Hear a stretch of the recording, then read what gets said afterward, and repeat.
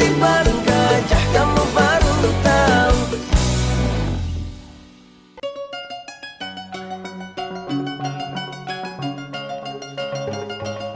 Assalamualaikum. Waalaikumsalam, Mak. Idan. Mak, ini ada transferan buat emak, bapak sama Ronaldo. Alhamdulillah. Terima kasih Idan. Iya, Mak. Assalamualaikum. Waalaikumsalam. Bapak. Idan, Encung baru datang juga. Iya Bapak. Ini uang dari Idan, transferan dari Neneng. Alhamdulillah. Tapi ini kamu simpan saja. Uang yang untuk Ronaldo yang kita gunakan. Kamu Idan? Iya, Pak. Transferan berikutnya baru akan masuk sebulan lagi. Iya, Pak. Kamu jaga diri baik-baik. Kalau kamu susah, tidak ada orang yang akan menolong kamu. Baik, Pak.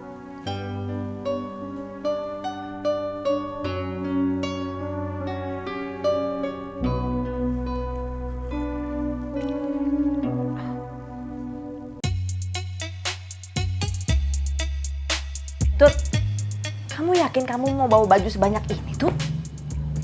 Gak usah bawa baju kali, Tut, kan kita nggak nginep. Moms, kalau nanti kita keringetan gimana? Kalau nanti kita bau gimana? Kalau nanti bajunya kotor gimana, Moms? Aku mah nggak kayak Moms, jorok. Moms kan jarang mandi, udah gitu jarang ganti baju lagi, ya kan? Kamu tuh kalau ngomong sembarangan ya. Kalau didengar orang, nanti dipikir mama beneran jarang mandi, tau? Ih, Moms. Moms tahu nggak sih kalau Moms itu kurang satu hal? Apa? Moms itu orangnya nggak nyantai. Moms nggak bisa bercanda. Orang aku lagi bercandain Moms, Momsnya malah serius. Kalau kayak begini, Moms itu bisa jantungan beneran. Moms itu bisa cepet kena stroke. Mau? Sok tahu kamu, Tut, sok tahu.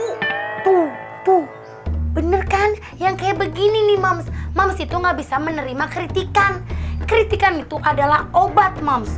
Emang sih pahit, tapi itu bisa bikin kita jadi lebih baik. Kalau bukan aku yang jujur sama Moms, siapa lagi coba? Kejujuran itu memang menyakitkan, tapi itu bisa membuka pintu masa depan kita dan kita bisa berjalan terus ke depan. Gitu, Moms.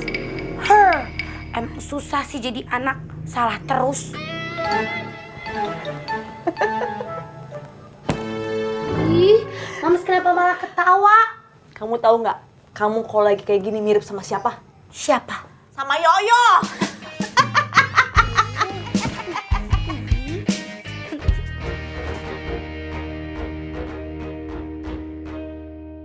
Ada sesuatu yang membebani pikiran saya, Bu. Beberapa bulan berada di sini, kita mencoba melakukan sesuatu yang baik. Satu persatu, mutiara mulai kita temukan. Febri yang pintar, Edward yang memiliki bakat basket, Jennifer yang di atas rata-rata, dan sekarang kita memiliki taman bacaan. Bukannya itu memang bagus, Biola? Iya betul, Bu. Anak-anak kita tumbuhkan rasa cinta membaca, cinta belajar, dan suatu hari nanti mereka akan mencintai buku. Pikiran mereka akan terbuka, kecerdasan mereka akan berkembang dengan pesat. Dan mereka akan tumbuh menjadi jiwa-jiwa yang haus akan ilmu. Itu kan memang yang kita harapkan, Bu. Semakin cerdas seseorang, akan semakin tinggi tingkat kebutuhannya, Bu. Murid SD akan membutuhkan SMP. Murid SMP akan membutuhkan SMA. Dan murid SMA akan membutuhkan universitas. Gelar S1, S2, S3 yang tadinya tidak ada di benak mereka, sekarang menjadi ada. Tapi ibu mereka hanyalah seorang TKW. Ayah mereka tidak memiliki pekerjaan. Lalu bagaimana jika suatu saat nanti keinginan mereka untuk kuliah itu sangat besar? Keinginan untuk menjadi seseorang itu sangat tinggi. tidak dapat melanjutkannya. Anak-anak itu ibarat aliran sungai yang mengalir. Imajinasi mereka itu tidak bisa dibendung.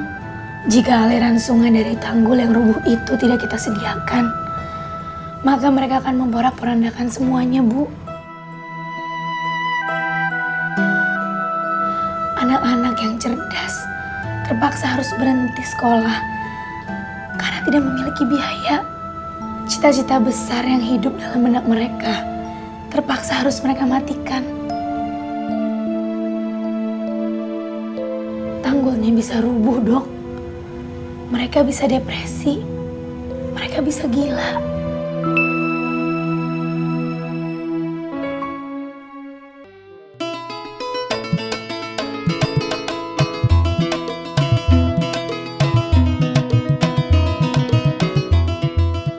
Jangan dibiasakan keluyuran sama Sobri sampai pulang menjelang maghrib seperti tadi itu.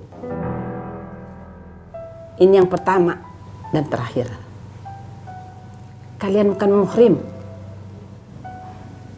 Iya, Mak. Kalau sudah muhrim, kalian mau pulang jam berapa terserah.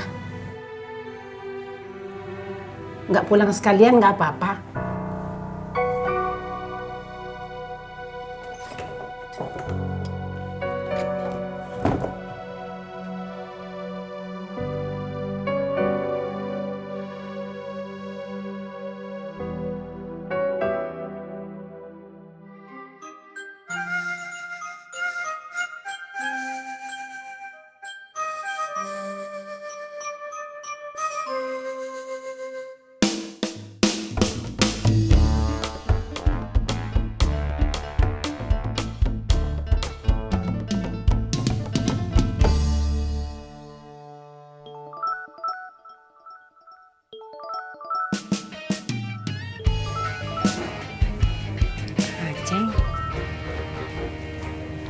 Assalamualaikum, A.